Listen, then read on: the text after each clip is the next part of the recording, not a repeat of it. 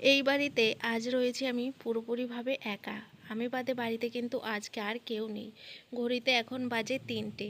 তো খিদে পেয়ে গেছে, সকালবেলা খেয়েছিলাম পরোটা।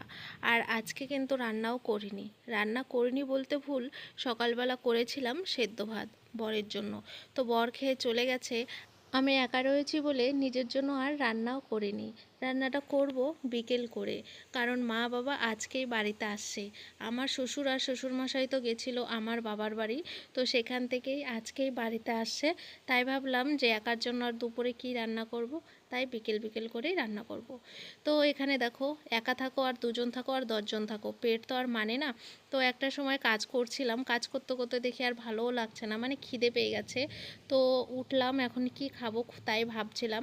তো বরের জন্য সকালে ওর একার জন্য আমি রান্না করেছিলাম অল্প করে একটু সেদ্ধ ভাত। যেহেতু বর আবার সকালবেলায় পরোটা নিয়ে এসেছিলো, তার জন্য পরোটা খাওয়ার পরে বর অল্প একটু ভাত খেয়েই চলে গেছে। আর আমি একটাই আলু সেদ্ধ দিয়েছিলাম, শুধু বরের জন্য করেছি তাই। তো ওকে আমি ডিম ভেজে দিয়েছিলাম আর হচ্ছে একটা আলু সেদ্ধ দিয়ে মেখে দিয়েছিলাম, ও কিন্তু খেয়ে চলে গেছে। তাই এখন আর খাওয়ার মতন কিছুই ছিল না। তো ডিম ছিল, একটা ডিম ভেজেছি আর একটা গাছেরই একটা বেগুন ছিল, তো সেই বেগুনটাকে ভেজেছি, একটা লঙ্কা ভেজেছি। তো তাই এখন আমি খেতে বসেছি। তো এই প্রথমবার বাড়িতে আমি এরকম একা একা রয়েছি।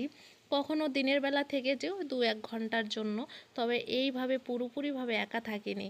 আর আর আজকেই যে দেখো, প্রথমবার আমি জানো তো একা একা ভাত খেতে বসেছি।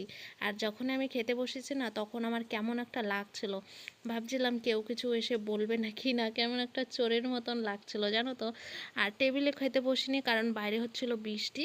আর তখন হচ্ছে কারেন্ট ছিল না, তাই আমি দরজাটা খুলে, মানে দরজার সামনেই সেই আলোতেই বসে বসে খাচ্ছিলাম।